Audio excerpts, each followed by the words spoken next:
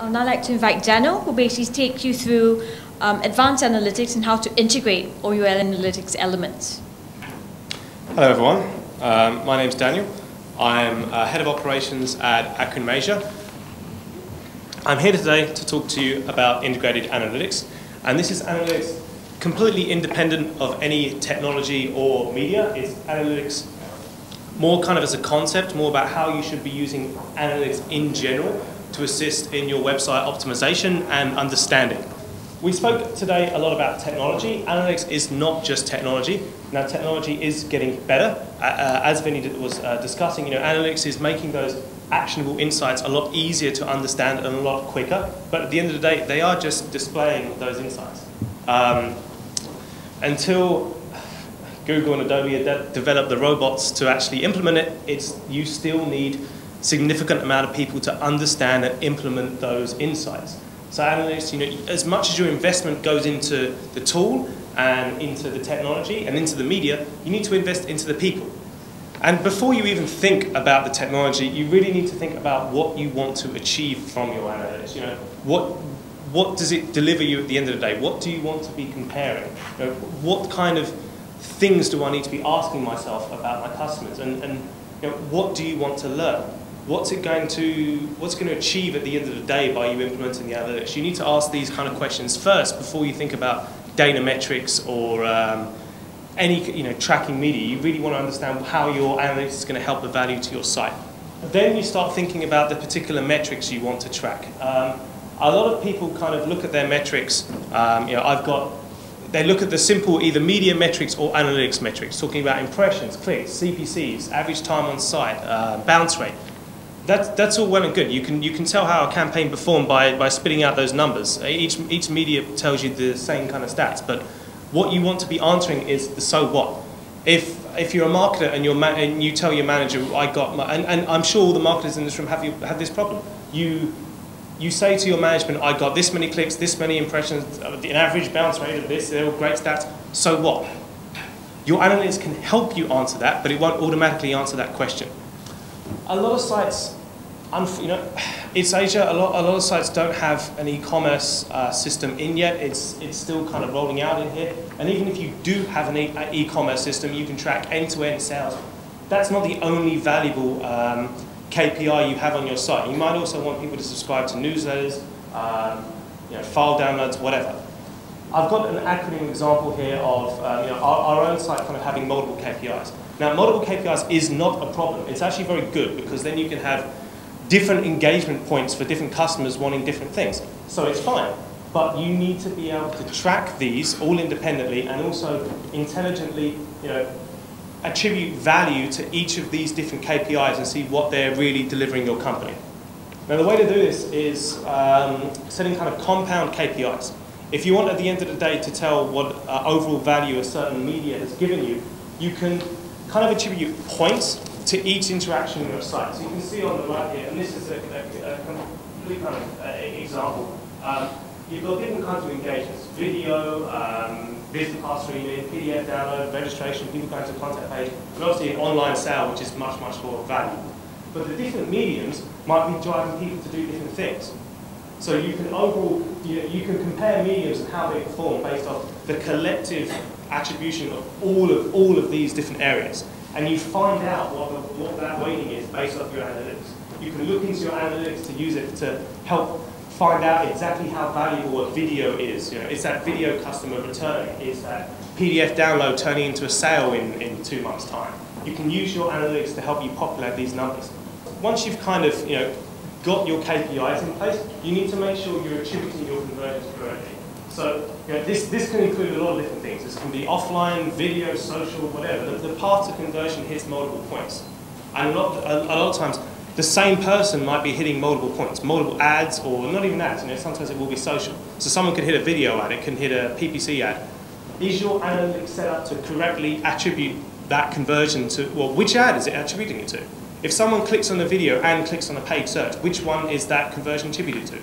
And if it's not doing it correctly, it's basically duplicating the results.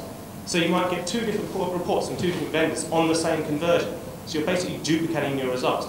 Now, most analytics solutions have technology to be able to reduce this, but you need to think about it up front. You know, we spoke before about kind of optimizing how analytics will track your media. From that, now we've got to the point of conversion. How are you going to optimize that? Well, the easiest way of kind of conversion optimization is, landing page testing on your own site.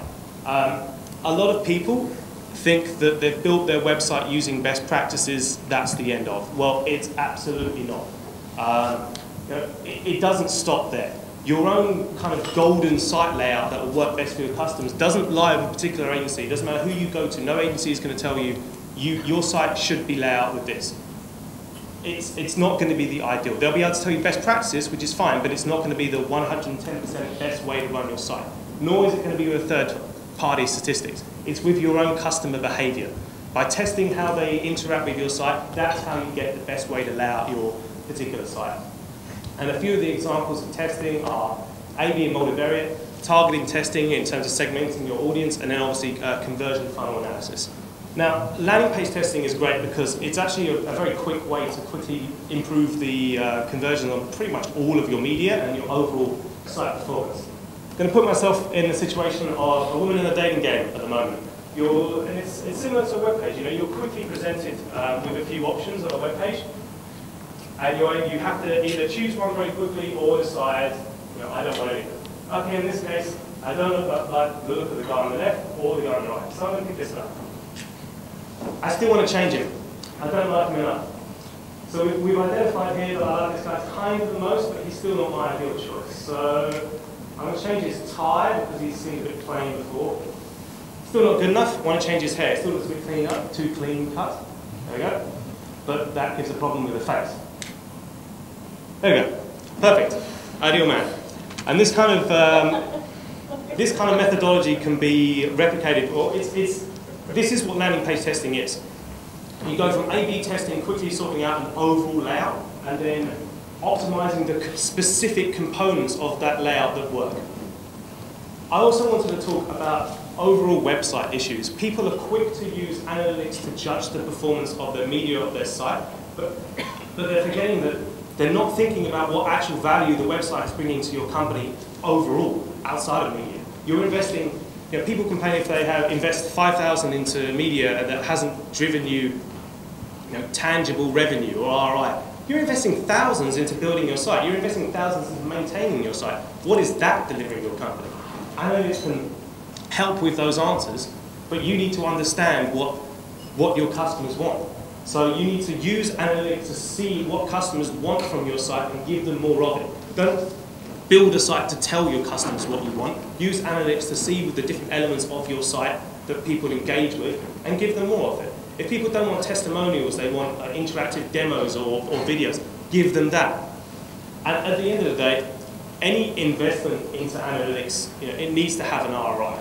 And people are quick to use analytics on kind of the media that's already been spent. So people use analytics to justify already spent investment.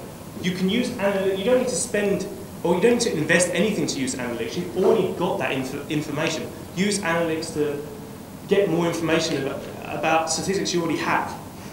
And there's various ways you can really do this. You're already having significant traffic going to your site. You can use usability testing to increase the overall engagement with your media. You can use on-site trending data to develop new content or new offers. And you can help understand the overall value of your site and your online media to reduce your reliance on expensive offline media. In the packs, we actually have the 8 brilliant ideas on how to monetize your analytics and make money with analytics, which goes into these in a little bit more detail. At the end of the day, what takes months and months in analysing individual media spend can take weeks or days in your overall site analytics. Because you're collecting so many different areas of data, you can use the advantage of so many different data sources to make decisions much more quickly. And the key thing is whether it's internal knowledge or whether it's an external agency, make sure you're getting smart people to turn the data that your tools are collecting into actionable insights. And really the key thing is with it all, you want to understand what your site existing value is, what it's actually driving you, and then just increasing on that, so building on that. Thank you very much.